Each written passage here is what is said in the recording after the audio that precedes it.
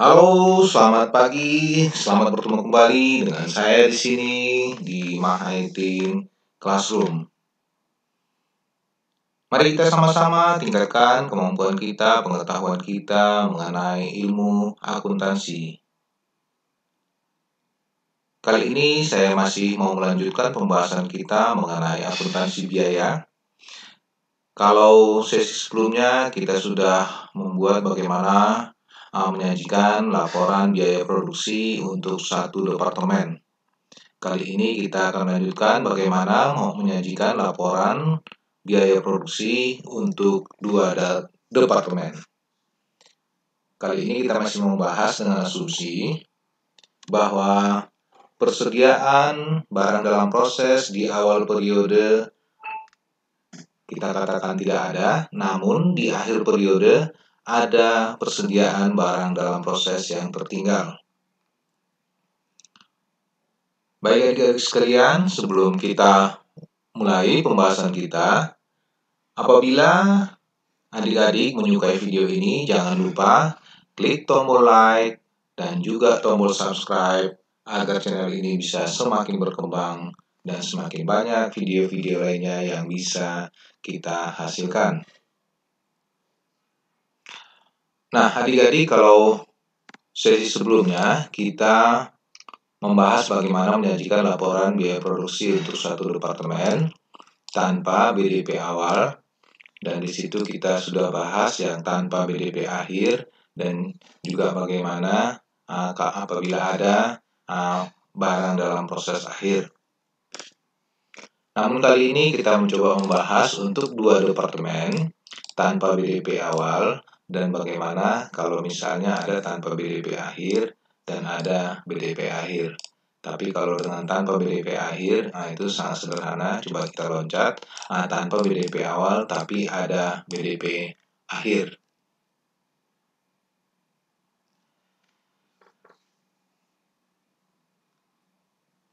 Kalau kita lihat secara teori, ya, jika pabrik dibagi ke dalam departemen-departemen, unit yang telah selesai diproses oleh satu departemen akan ditransfer ke departemen berikutnya. Transfer tersebut tidak hanya terhadap unit, tetapi juga terhadap biaya yang dibebankan terhadap unit tersebut. Ya, tentunya kita menghitung berapa biaya yang sesungguhnya yang diserap oleh setiap unit hasil produksi maksud ya. Unit selesai dalam satu departemen akan menjadi bahan baku bagi departemen berikutnya dan seterusnya hingga unit tersebut menjadi barang jadi. Nah, ini keunikannya. Barang jadi dari departemen pertama akan ditransfer ke departemen kedua. Tentu departemen kedua menerima kiriman dari departemen pertama, dan kiriman yang dimaksud akan menjadi bahan baku di departemen kedua.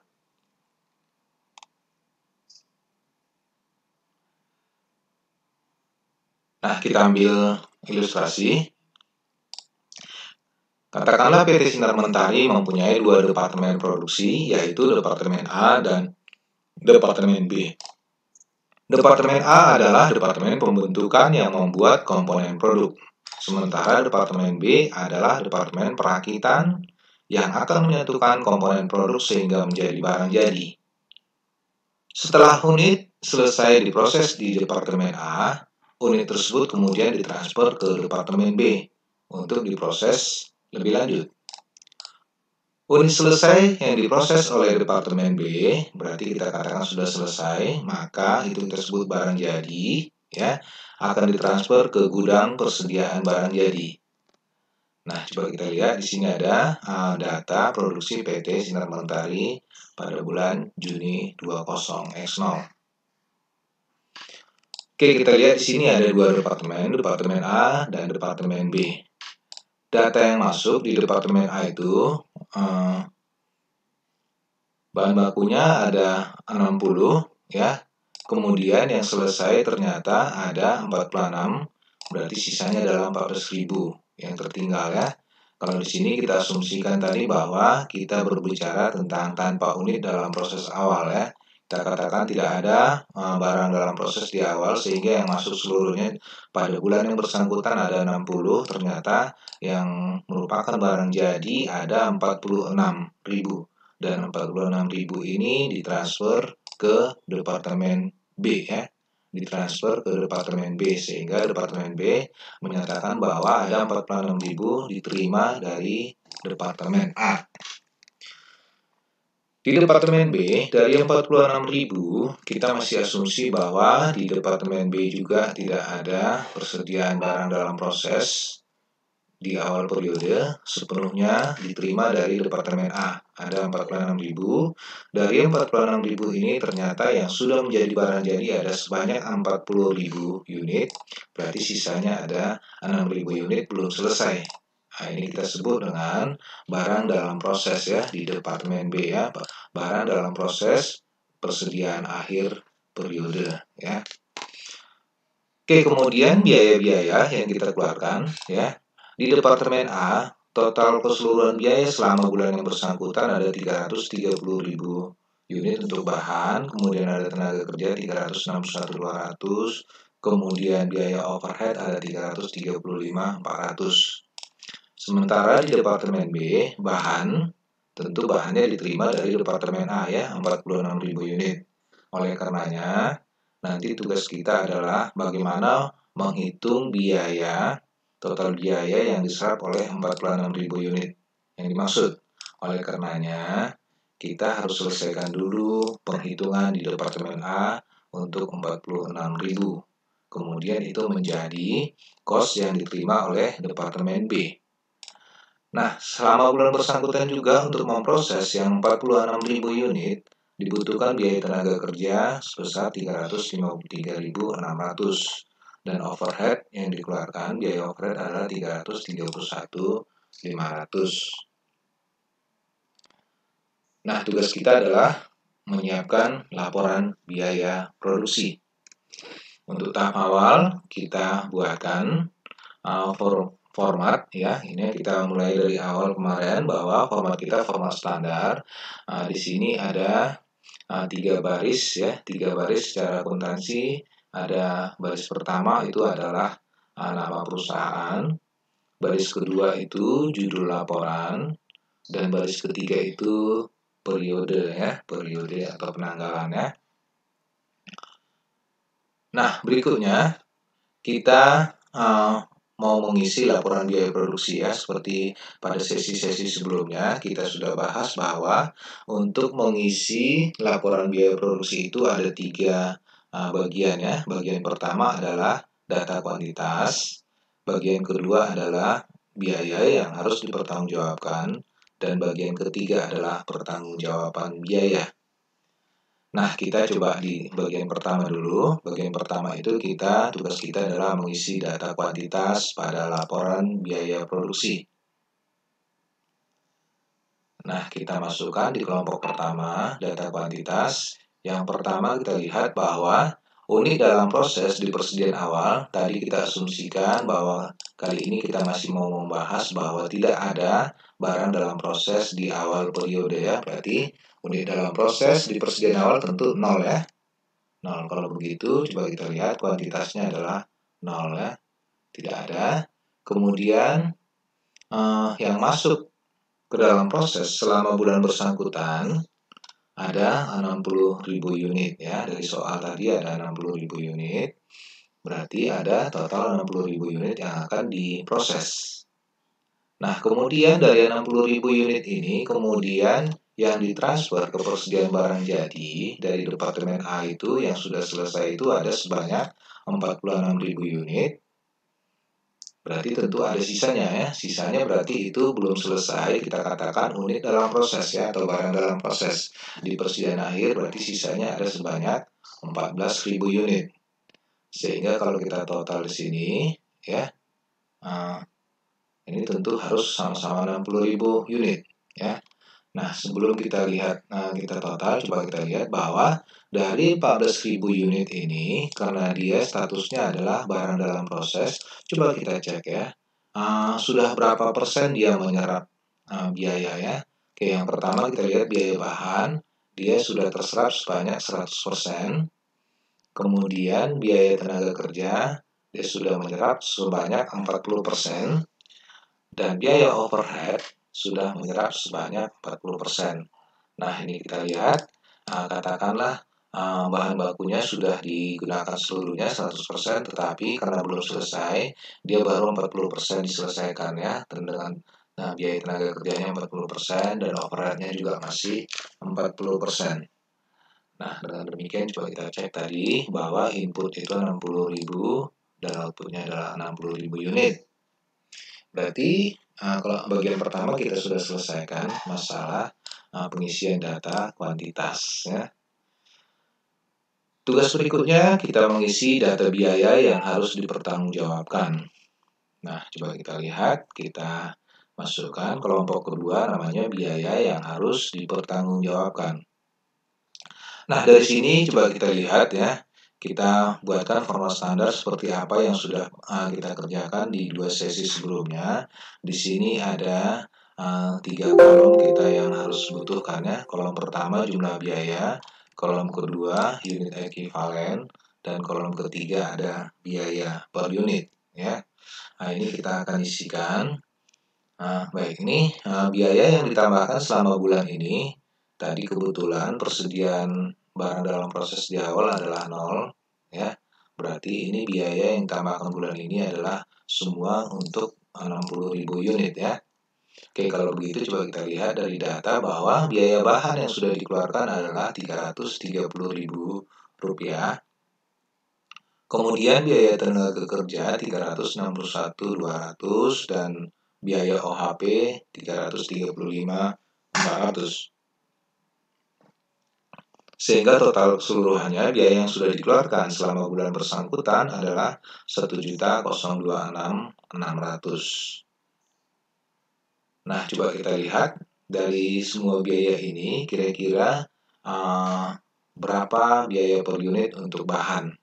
Sebelum kita hitung biaya per unit untuk bahan, tentu kita akan melihat berapa unit yang sudah diselesaikan pada periode yang bersangkutan. Nah, coba kita lihat, kita mau mengisi namanya unit ekuivalen, ya, artinya bahwa ada unit yang harus kita setarakan ya. Katakanlah tadi 46.000 yang sudah selesai, berarti itu artinya sudah selesai 100%. Nah, katakanlah 14.000 lagi ada yang belum selesai.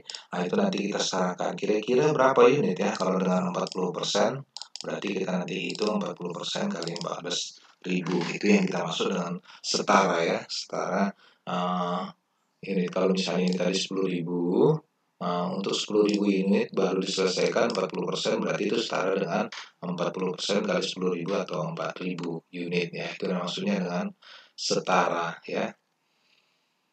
Oke, coba kita lihat bagaimana caranya kita menghitung unit ekuivalen untuk biaya bahan. Nah, coba kita lihat ya. Tadi kita mau bicara tentang bahan ya. Tadi unit yang ditransfer ke persediaan barang jadi bahwa itu sudah selesai ada 46.000 ya, artinya 100% dia penyelesaiannya untuk 46.000 unit. Kemudian ada yang belum selesai, 14.000 unit lagi ya, tadi ada 14.000 unit belum selesai, namun dia ini 14.000 ya, namun dia sudah menyerap 100% bahan ya, berarti 14% kali 100.000, 100% kali 14.000 berarti ada 14.000. Berarti untuk bahan itu kita setarakan adalah 60.000 unit. Oleh karenanya, ini kita pindahkan 60.000 unit, kita masukkan ke unit ekuivalen sebanyak 60.000 unit. Nah, kemudian kita mau menghitung biaya tenaga kerja. Ya, kita lanjutkan dulu ya, biaya per unit ya. Kalau tadi cost-nya adalah 330.000, sementara itu setara dengan kita menyelesaikan 60.000 unit, berarti biaya per unitnya adalah 5,5 ya, 330.000 dibagi 60.000 adalah 5,5 rupiah per unit. Nah, coba kita lihat yang kedua, kita mau melihat biaya tenaga kerja ya. Kita mau menghitung biaya per unit untuk biaya tenaga kerja dari 361.200 yang sudah dikeluarkan. Nah, kita hitung dulu unit ekuivalennya yang setara dengan unit ekuivalen. Nah, coba kita lihat. Ini biaya tenaga kerja. Yang sudah selesai atau sudah menyerap 100% itu ada 46.000 ya. 46.000 kali 100% tentu 46.000. Tetapi untuk biaya tenaga kerja baru menyerap sebanyak 40%. Dari 14.000 kali 40% itu berarti setara dengan 5.600. Nah, kalau begitu untuk tenaga kerja kita total menjadi 51.600. Dengan demikian, angka ini kita pindahkan, ini adalah 51.600.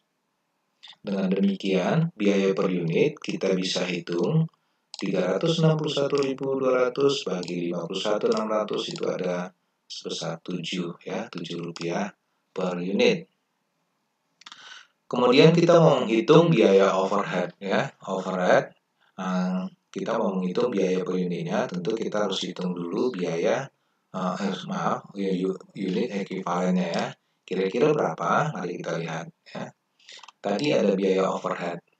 Yang sudah selesai adalah 46.000 kali 100% tentu 46.000. Tetapi untuk barang dalam proses yang sisanya 14.000 lagi baru terserap sebanyak 40%. Berarti kalau kita setarakan 14.000 kali 40% itu setara dengan 5.600. Tentu ini kita jumlahkan menjadi 51.600. Angka ini kita pindahkan ke unit ekuivalen. Ini sebanyak 51.600. Dengan demikian, kita sudah bisa hitung biaya per unitnya itu adalah 335.400 bagi 51.600, berarti hasilnya adalah 6,5. Dengan demikian, kita bisa hitung biaya per unit secara keseluruhan itu setara dengan Rp19 per unit. Nah, dengan demikian, untuk bagian kedua, biaya yang harus dipertanggungjawabkan sudah kita selesaikan. Tugas kita berikutnya adalah mengisi di bagian ketiga, yaitu mengenai pertanggungjawaban biaya. Nah, kalau kita lihat ya format ini, format yang ketiga, bagian yang ketiga adalah kelompok pertanggungjawaban biaya. Nah, kita lihat. Tadi yang sudah selesai itu ada sebanyak 46.000 unit. Sekarang kita ingin tahu berapa cost daripada yang 46.000 unit. Oleh karenanya, coba kita hitung ya. Ini ada sebanyak 46.000 unit yang sudah selesai. Cost per unitnya adalah kita ambil dari total keseluruhan biaya per unit Rp19, berarti ini 46.000 dikali Rp19. Oleh karenanya kita dapatkan angka sebesar Rp874.000.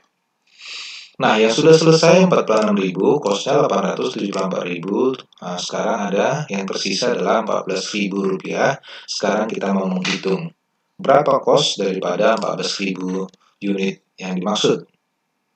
Nah, kita lihat biaya unit dalam persediaan akhir, unit dalam proses persediaan akhir.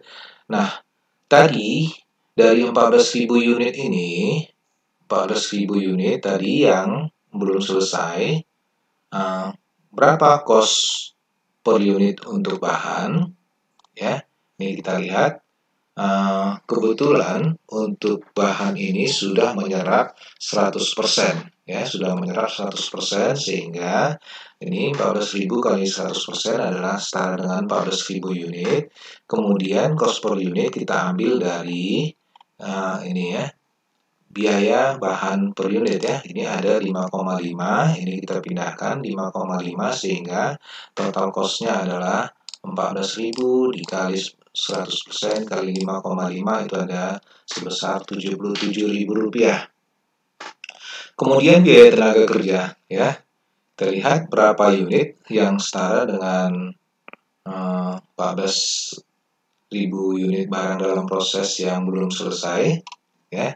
Tadi ada sebanyak 14.000 barang dalam proses, tetapi dia sudah menyerap sebesar 40% ya. berarti setara dengan 14.000 kali 40% ya. Cost per unitnya kita lihat dari sini ya. Ini biaya per unit untuk biaya tenaga kerja adalah Rp7 per unit. Sehingga kalau kita hitung total cost-nya untuk biaya tenaga kerja adalah 14.000 kali 40% kali Rp7 itu setara dengan 39.200. Kemudian kita hitung biaya overhead ya. Untuk 14.000 unit yang belum selesai itu setara dengan 40% dikali 14.000 ya. Tadi dia sudah menyerap sebanyak 40%. Berarti ini kita pindahkan 40% kali 14.000 dikali dengan cost per unit ya. Cost per unit kita lihat. Ini cost per unit untuk OHP, overhead pabrik adalah 6,5. Ini kita pindahkan, berarti kita bisa hitung 14.000 kali 40% kali 6,5 itu sama dengan 36.400. Dengan demikian total biaya unit dalam proses itu adalah sebesar 152.600. Ini yang masih dalam proses, ini yang sudah selesai. Berarti total cost keseluruhan adalah 1.026.600. Nah, ini pertanggungjawaban biaya kita. Yang harus kita pertanggungjawabkan tadi adalah sebesar 1.026. Kemudian kita pertanggungjawabkan itu sebanyak 1.026.600. Nah, dengan demikian, tugas kita untuk di kelompok 3, pertanggungjawaban biaya, sudah selesai. Ya, tugas kita berikutnya adalah kita akan membuat jurnal. Ya, tetapi karena ini untuk dua departemen, nanti jurnal itu akan kita selesaikan setelah penyelesaian di Departemen B. Artinya setelah Departemen B kita selesaikan, kita sudah bisa lihat berapa unit produk jadi dan berapa cost untuk produk jadinya, itu tentu akan kita pindahkan ke gudang. Jadi tugas kita nanti sekalian aja kita menyelesaikan jurnalnya setelah kita menyelesaikan di departemen terakhir ya. Kalau ini 2 departemen berarti di departemen kedua nanti ya. Nah, demikian adik-adik. Sampai di sini dulu untuk sementara video tutorial kita untuk pembuatan atau penyajian laporan biaya produksi untuk 2 departemen pada departemen pertama. Saya mengucapkan terima kasih buat adik-adik sekalian sudah mau belajar bersama dengan saya. Nanti saya akan melanjutkan di sesi berikutnya dengan 2 departemen untuk laporan biaya produksi, tetapi kita akan melanjutkan di departemen kedua. Bagaimana hubungan departemen kedua dengan departemen sebelumnya dari departemen 1, nanti kita akan bahas di sesi berikutnya. Dengan demikian, saya mengucapkan selamat belajar, tetap semangat. Terima kasih telah menonton video ini. Semoga video ini bisa membantu adik-adik sekalian untuk tetap bisa belajar mandiri tanpa harus bertatap muka di ruangan kelas. Apabila adik-adik menyukai video ini dan video ini bermanfaat bagi adik-adik dalam mempelajari ilmu akuntansi, jangan lupa klik tombol like dan juga tombol subscribe pada video ini, agar video ini bisa semakin berkembang dan semakin banyak video pembelajaran lainnya yang bisa kita hasilkan. Dan agar video ini juga bisa lebih bermanfaat dan bisa menjadi referensi bagi banyak orang, jangan lupa juga support channel ini dengan cara mengklik tombol share agar semakin banyak orang yang bisa terbantu dengan belajar akuntansi melalui channel ini. Akhir kata, saya ucapkan selamat belajar buat adik-adik, salam akuntansi, dan tetap semangat.